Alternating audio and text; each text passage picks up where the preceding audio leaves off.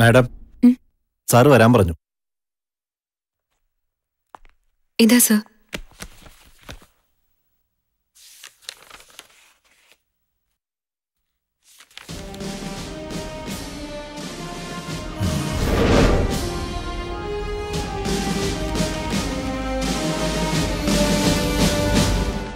കാണാതായ ശ്രീകുട്ടൻ ഗായത്രിയുടെ ആരാ? എന്റെ അമ്മായിയുടെ മകനാ. സാധാരണഗതിയിൽ 3 രീതിയിലാണ് ഒരു പട്ടാളക്കാരൻ ഫീൽഡിൽ നിന്നും മിസ്സിംഗ് ആവാറുള്ളത്. First case, in an attack by the rival force. Then the second one is kidnapping by the enemies. മൂന്നാമതായി പേമാരി, ഉരുൾപൊട്ടൽ, മണ്ണിടിച്ചിൽ, അങ്ങനെ ഏതെങ്കിലും തരത്തിലുള്ള നാച്ചുറൽ കലാമിറ്റി, ഐ മീൻ പ്രകൃതിക്ഷോഭങ്ങൾ. ശ്രീകുട്ടന് എന്തെങ്കിലും അത്യാഹിതം സംഭവിച്ചു എന്നല്ല ഞാൻ പറഞ്ഞു വരുന്നത്. ഞങ്ങൾ പട്ടാളക്കാർ ജീവിതത്തെ യാഥാർത്ഥ്യത്തോടുകൂടി നോക്കിക്കാണാൻ ശ്രമിക്കുന്നവരാണ്. യാഥാർത്ഥ്യം എന്തു തന്നെയായാലും, if it is good or bad, നമ്മൾ അതിനോട് പൊരുത്തപ്പെട്ടേ പറ്റൂ. മിസ്സിംഗ് എന്ന് പറഞ്ഞാൽ ആളിപ്പോ ജീവിച്ചിരിപ്പില്ല എന്നർത്ഥമില്ല.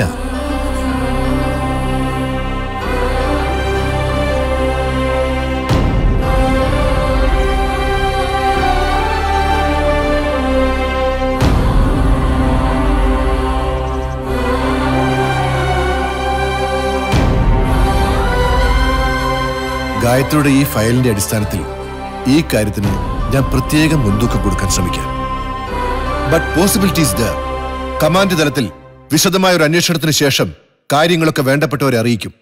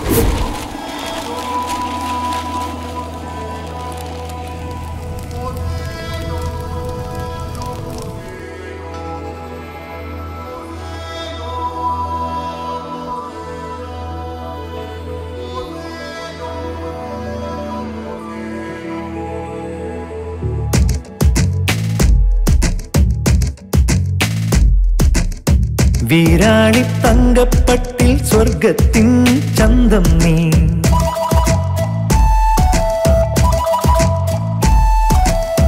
രവിവർമ്മ ചായക്കൂട്ടിൽ വെണ്ണക്കൽ ബിംബം നീ,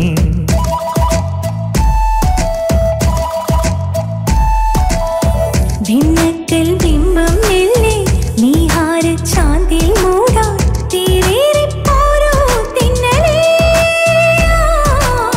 വീരാളി തങ്കപ്പട്ടിൽ സ്വർഗത്തിൻ ചന്തം നീ, രവിവർമ്മ ചായക്കൂട്ടിൽ വെണ്ണക്കൽ ബിംബം നീ.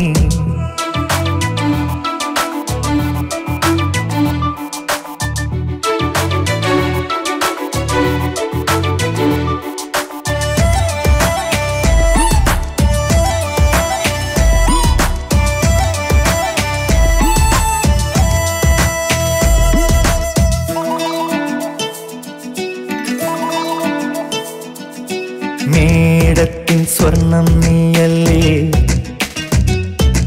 കൊന്നയ്ക്കു കമ്മൽ നീയല്ലേ, കാലത്തെ കാലത്തെ കാണിപ്പൊന്നാളം നീയല്ലേ,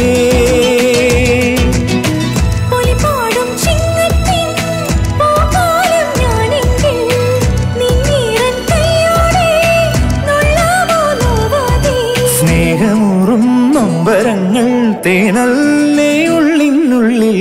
വീരാളി തങ്കപ്പട്ടിൽ സ്വർഗത്തിൻ ചന്തം നീ, രവിവർമ്മ ചായക്കൂട്ടിൽ വെണ്ണക്കൽ ബിംബം നീ.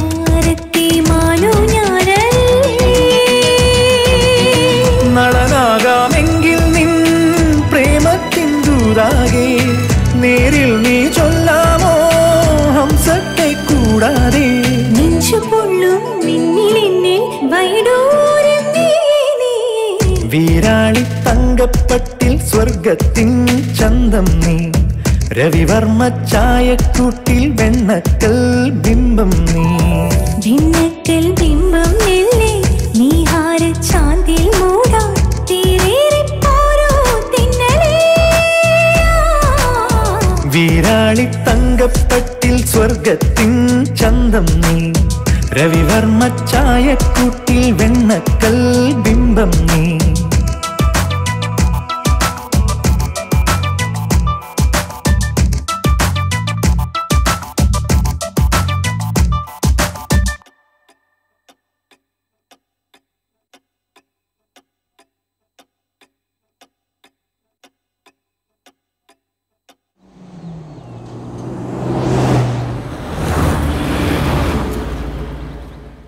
ഹലോ ഭദ്രനാ?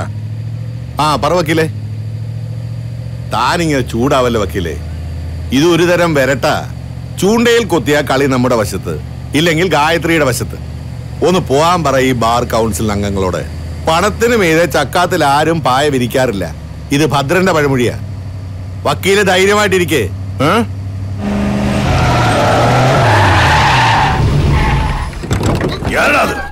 നാഗരാജ്, ഇത് പാട്ടത്തായിട്ടാണല്ലോ തമ്പുരാനെ. തമ്പുരാൻ പുതിയ സർക്കസ് കമ്പനി തുടങ്ങിയത് കേട്ടു. അഭ്യാസം അറിയാതെ സുകുമാരന്റെ കളത്തിൽ കളിക്കല്ലേ. വളയം പിടിക്കുന്ന കയ്യാ. വരട്ടല്ലേ സുകുമാര. വളയമൊക്കെ ഞാനും കുറെ പിടിച്ചിട്ടുള്ളതാ. അങ്ങ് തെമ്മതിരയിൽ പാണ്ടിലോറിക്ക് വളയം പിടിക്കുന്ന നല്ല തമിഴന്മാര് പിള്ളേർ എന്റെ കൂടെയുണ്ട്. പിന്നെ നിന്റെ പെങ്ങളോടും മരുമകളോടും കാര്യം പറഞ്ഞാൽ മനസ്സിലാവില്ല. തൊലി വഴുത്താ കെട്ടിവെക്കാം, അസ്ഥിക്ക് നീര് വന്നാലോ. സുകുമാരന്റെ കാര്യം മനസ്സിലാവുന്നുണ്ടല്ലോ. ഈ കേസ് വാഴുംകോവിലിടത്തിന്റെ അഭിമാനത്തിന്റെ പ്രശ്നമാണ്. അത് ജയിക്കുന്നവരെ ഭദ്രൻ കളിച്ചിരിക്കും. തമ്പുരാൻ കളിച്ചോ?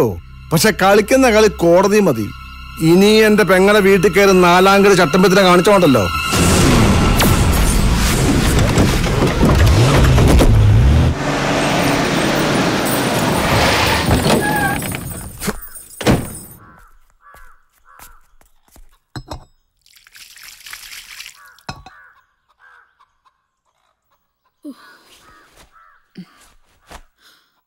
എന്റെ പെരുങ്ങോട്ടുകാരെ തേവരെ, ഞാൻ എന്തായി കാണണേ?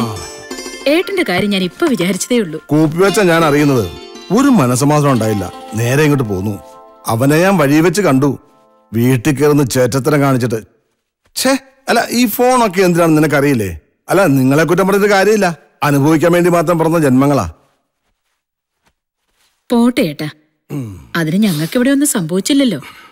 കോടതി കേസ് നടക്കുമ്പോ നമ്മളായിട്ട് ഒരു പ്രശ്നം ഉണ്ടാക്കണ്ടെന്ന് കരുതിയാ ഞാൻ ഏട്ടനെ ഒന്നും അറിയിക്കാതിരുന്നത്. കേസിന്റെ വഴിക്ക് നടക്കട്ടെ. വാക്കുകൾ കൊണ്ട് യുദ്ധം ചെയ്തിരുന്ന വാഴുംകോവിലെടുത്ത ശേഖരന്റെ കാലം കഴിഞ്ഞു. ഇപ്പോ കയ്യൂക്കുള്ളവൻ കാര്യക്കാരൻ. നീ പോയി ചായ എടുത്തേ.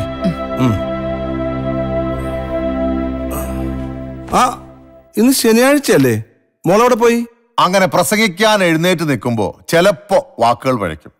അപ്പൊ പിന്നെ ശേഖരൻ തമ്പുരാന്റെ പ്രസംഗത്തെ കുറിച്ച് ഓർക്കും. പിന്നെ കണ്ണും പൂട്ടി ഒറ്റ കാച്ച സദസ്സേ ഇങ്ങനെ വിറങ്ങലിച്ചിരിക്കും. ഗായത്രി എന്റെ പ്രസംഗം കേട്ടിട്ടില്ലല്ലോ. 4 വർഷം മുമ്പുള്ള ഇലക്ഷൻ കേട്ടതായിരിക്കും. എങ്ങനെ ഓർത്തിരിക്കാനാ? ഒരു 6 മാസം കൂടി കഴിഞ്ഞോട്ടെ, അപ്പോ കേക്കാം. അതിരിക്കട്ടെ, ഗായത്രി വന്ന കാര്യം പറഞ്ഞില്ലല്ലോ ഇതുവരെ. ഞാൻ വന്നത് ശ്രീകുട്ടിന്റെ ഒരു കാര്യമായിട്ടാ. ഈ ശ്രീകുട്ടൻ ഇതുവരെ തിരിച്ചു വന്നിട്ടില്ല അല്ലേ? ഒരു 100 കൂട്ടം കാര്യങ്ങളുടെ ഇടയ്ക്ക് ഞാനതങ്ങ് മറന്നുപോയി. ആട്ടെ, ഞാനിപ്പോ എന്താ ഗായത്രിക്ക് ചെയ്തു തരേണ്ടത്? പറഞ്ഞോ. ഡൽഹിയിൽ ആർമി വെൽഫെയർ അസോസിയേഷൻ ആവ എന്നൊരു സ്ഥാപനം ഉണ്ടത്രേ. കരസേന മേധാവിയുടെ ഭാര്യ ചെയർപേഴ്സൺ ആയിട്ടുള്ള ആവയിൽ സ്ത്രീകൾ കൊടുക്കുന്ന പരാതിയിന്മേൽ വളരെ വേഗത്തിൽ അന്വേഷണം നടത്തി പരിഹാരം കണ്ടെത്തി കൊടുക്കുമത്രേ. നിവേദനം ഞാൻ തയ്യാറാക്കിയിട്ടുണ്ട്. സാർ എനിക്ക് പെരിങ്ങോട്ടുകാരെ MP എന്ന നിലയിൽ ഒരു റെക്കമെൻഡ് ലെറ്റർ തരണം. അതിനെന്താ?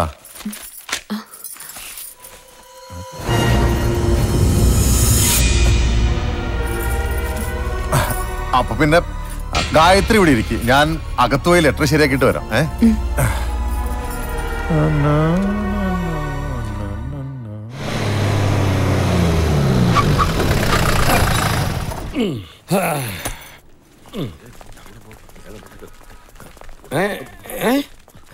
എല്ലാവരും കൂടി എങ്ങോട്ടാ? മുല്ലപ്പെരിയാറിന്റെ ഷട്ടർ തുറന്നു വിട്ടോ? MP കാണാനാ? പോയി ജീപ്പിക്കാർ ഇരിക്കണോ? പഞ്ചായത്തിലെ പ്രശ്നങ്ങളെ പ്രസിഡന്റ് നിലയ്ക്ക് ഞാൻ MP യോട് പറഞ്ഞോളാം. പോടോ മക്കുണന്മാര്.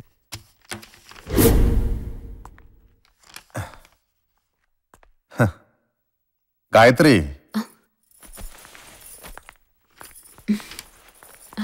നാ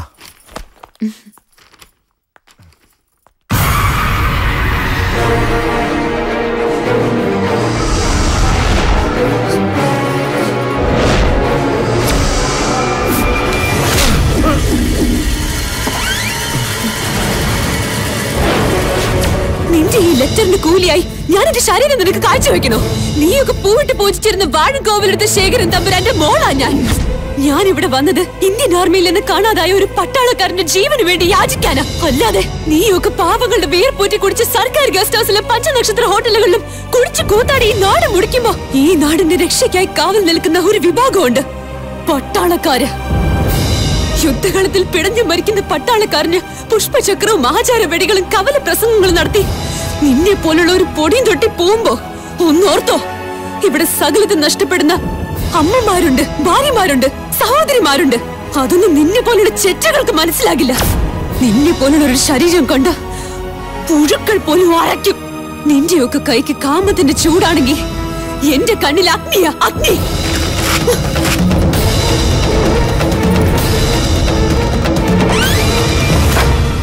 അയ്യേ, വല്ല കാര്യം ഉണ്ടായിരുന്നോ? ആളും തരവും നോക്കി വേണ്ട കളിക്കാൻ. ഹോ, പഴയ ഗോലിസോട പൊട്ടിച്ച ഒച്ചയായിരുന്നു. തരിച്ചു കാണും അല്ലയോ? ആ കൊച്ചു തിരിച്ചു പോയോ നോക്കിട്ട് ഞാൻ വരാം. എന്നിട്ട് പറ ഞാൻ എന്റെ പഞ്ചായത്തിന്റെ പ്രശ്നങ്ങൾ. ഇപ്പൊ വരാം. ഗായത്രി, ഗായത്രി.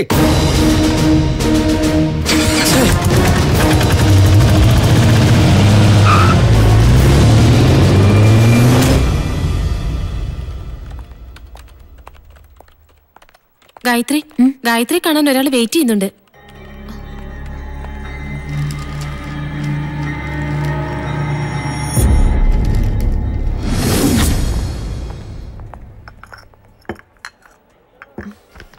തോമസ് കുട്ടിയെ ഞാനിവിടെ ഒട്ടും പ്രതീക്ഷിച്ചില്ല. അതാണ് തോമസ് കുട്ടി. പ്രതീക്ഷിക്കാത്തടത്ത് വലിഞ്ഞു കയറി ചെല്ലുന്ന സ്വഭാവം പണ്ട് എനിക്കുള്ള. അത് നാട്ടുകാരറിഞ്ഞ കഥ. പിന്നെ എന്താണാവോ ഈ വരവിന്റെ ഉദ്ദേശം? വാഴുംകോവിലടുത്ത് സുഭദ്ര തമ്പുരാട്ടി തീരെ വയ്യാതെ കിടക്കുക. അതാടോ ഈ വരവിന്റെ ഉദ്ദേശം. മരിക്കുന്നതിന് മുമ്പ് തന്നെ ഒന്ന് കാണണമെന്ന് തമ്പുരാട്ടി പറഞ്ഞു. പഴയതൊക്കെ അങ്ങ് മറന്ന് താൻ അമ്മയും കൂട്ടി വാഴുംകോവിലിടം വരെ ഒന്ന് ചെല്ലണം.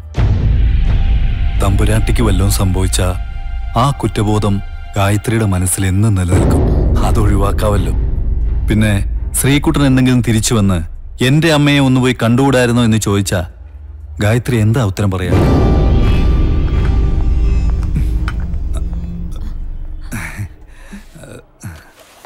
കാശെടുക്കാൻ എപ്പോഴും മറക്കും. അതാണ് തോമസ് കുട്ടി. ഓ, അതറിയാം.